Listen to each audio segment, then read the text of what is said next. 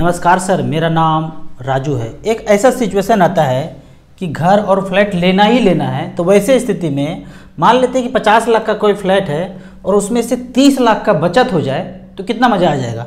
तो इस तरह से है कि 50 लाख का लोन लेते हैं तो ईएमआई इसका देखते हैं। 50 लाख के लोन पे 7% का मैं इंटरेस्ट जोड़ूं और 25 साल का ड्यूरेशन हो ईएमआई का, तो ग्रॉस ईएमआई बनता है 35,339 रुपया। तो यहाँ देखते हैं कि 25 साल के लिए अगर कोई लोन लेते हैं तो 35,339 का ईएमआई आता है। तो हम यहाँ पे देखते हैं कि 25 साल में हम कितना पेमेंट करेंगे, टोटल पैसा हाउस लोन जो जिनसे हम लिए हैं उस बैंक को कितना पेमेंट करेंगे। तो 35,339 इंटू 25 इंटू 12, 1,06,00,000 रुपया हम दे देते हैं उनको। अगर यही लोन हम 20 साल के लिए लें तो ईएमआई आता है 38,765 रुपया। तो ये 20 साल के लिए लिया है तो 20 साल देना पड़ेगा, 12 महीना देना पड़ेगा, तो 93 लाख रुपया आता है। 93 लाख रुपया मतलब हम उनको रीपेमेंट करेंगे, जिसमें से 50 लाख रुपया तो लोन है, बाकी इंटरेस्ट है। अगर यही लोन हम 15 साल के लिए कर लें, कम कर लें, तो ईएमआई आता है 44,941 रुपया और 15 साल के लिए लिया है तो टोटल पैसा 81 लाख रुपया हम रीपेमेंट करेंगे। और यदि यही ईएमआई 10 साल के लिए लें तो ईएमआई आता है 58,084 रुपया। 10 साल के लिए लिया है तो टोटल हम 70 लाख रुपये पे करेंगे। तो कहाँ, तो अगर 25 साल के लिए लिया तो 1 करोड़ रुपया टोटल भुगतान करना पड़ रहा है, और यदि हम 10 साल के लिए लेते हैं तो 70 लाख रुपया का भुगतान करना पड़ता है। इस हिसाब से देखते हैं तो 30 लाख का बचत है। पर यह कैलकुलेशन महाबुड़बक वाला कैलकुलेशन है। यदि पैसा जिनके पास है चारों तरफ से आ रहा है तो उनको वीडियो देखने का क्या जरूरत है, उनको कैलकुलेशन करने की जरूरत क्या है।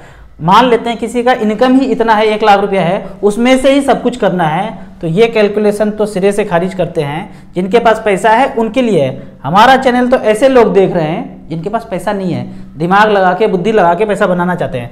सैलरी 1 लाख है, 30,000 रुपया मेट्रो सिटी में बच्चों के एजुकेशन में चले जाते हैं, 2 बच्चे हैं, 35,000 रुपये में अपना जीवन यापन, पेट्रोल गाड़ी सब कुछ करते हैं, और 35,000 का ईएमआई देते हैं, लंबे समय के लिए करते हैं, 25 साल के लिए, तो ईएमआई कितना आता है 35,000 रुपया। अब आपकी ज़िंदगी में कोई ऑप्शन है ही नहीं, सुंदर सी वाइफ के वजह से आपको घर फ्लैट लेना ही लेना है, तो मैं दूसरा कैलकुलेशन लेवल 2 वाला बताता हूँ। राजू रस्तोगी के हिसाब से कैलकुलेशन कैसा होगा। तो यहाँ पे पहले मैं बोलता हूँ कि बाबूजी थोड़ा धीरे चलो, मतलब इतना स्पीड में नहीं चलना है, 80 किलोमीटर पर आवर के स्पीड से नहीं चलना है, थोड़ा धीरे चलना है।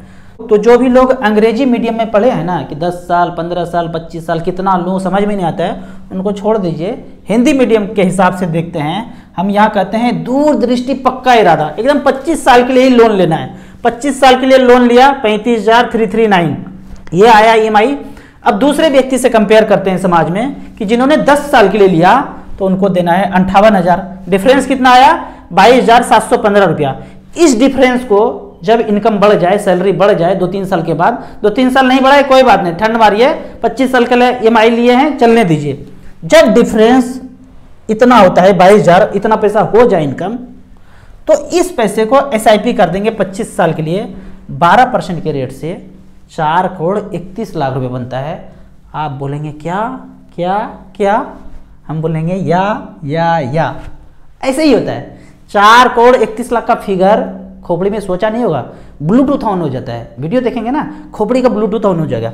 अब दूसरा कंपेयर देखते हैं। समाज में एक दूसरा व्यक्ति है, हम तो भाई दूरदृष्टि पक्का इरादा वाला है, 25 साल के लिए लिया, 35,339 का चल रहा है।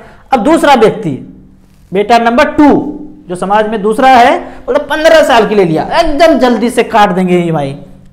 कितना दिया ईएमआई 44,941 रुपया। डिफरेंस कितना आया 9,602 रुपया। इस पैसे को, इतने से डिफरेंस के पैसे को एसआईपी में भिड़ा देंगे 25 साल के लिए 12% के रेट से, 1,82,00,000 रुपया। अब तीसरा बच्चा को देखते हैं। हम तो 25 साल वाले हैं, तीसरा बोलता है कि 20 साल के लिए ईएमआई चलाएंगे, एक का 35,000, एक का 38,000। डिफरेंस यहाँ पे आ रहा है 3,426 रुपया। इसी 3,426 रुपये को 12% के रेट से 25 साल तक के लिए इक्विटी एसआईपी में, मिड कैप स्मॉल कैप में छोड़ दें तो 65 लाख रुपया बनता है। एक क्वेश्चन आता है कि ब्याज का तो 50 लाख रुपये हमको वापस चाहिए, तो क्या करें? टोटल हमने 1 करोड़ रुपया रिपेमेंट किया। अगर हम 25 साल के लिए करते हैं तो 35,000 रुपया EMI दे रहे हैं, तो 50 लाख तो मूलधन ही लिए थे और 50 लाख रुपया ब्याज का वापस देना पड़ रहा है बैंक को।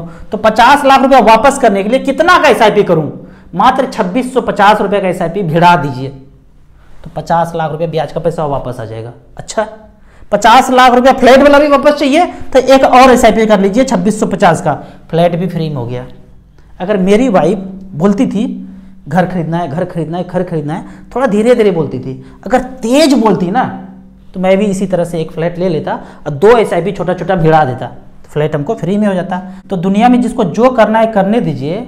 आप लंबे समय के लिए EMI के लिए घर लीजिए, फ्लैट लीजिए और 10% जितना भी EMI दे रहे हैं, 35,000 दे रहे हैं तो उसका 10% 3500 रुपया का SIP चला दीजिए, फिर धीरे धीरे इनकम होगा, फिर बढ़ा दीजिए। वैसे तो मैं हमेशा बोलता हूँ कि आपको अपने ही पैसे से घर लेना है, फ्लैट लेना है, तब तक जब तक आपके पास उतना पैसा नहीं हो जाए। लेकिन ऐसा ही सिचुएशन आ जाता है कि नहीं ये ऑप्शन है ही नहीं, तो EMI का 10% का आपको SIP चलाना चाहिए, तो सारा पैसा, लोन का पैसा भी और फ्लैट का पैसा भी वापस आपको रिकवर हो जाएगा। आपको इसी तरह म्यूचुअल फंड के बारे में और कुछ जानना है, इन्वेस्टमेंट के बारे में जानना है, तो इस नंबर पे व्हाट्सअप कर सकते हैं। आप ऑनलाइन SIP करना चाहते हैं तो दिए हुए ऐप में रजिस्ट्रेशन करने के बाद हमसे डायरेक्टली जुड़ सकते हैं। वीडियो अच्छा लगे तो व्हाट्सअप यूनिवर्सिटी में अपने फैमिली मेम्बर्स के बीच, दोस्तों के बीच इसे जरूर शेयर करें। यूट्यूब पर देख रहे हैं तो लाइक एंड शेयर जरूर करें।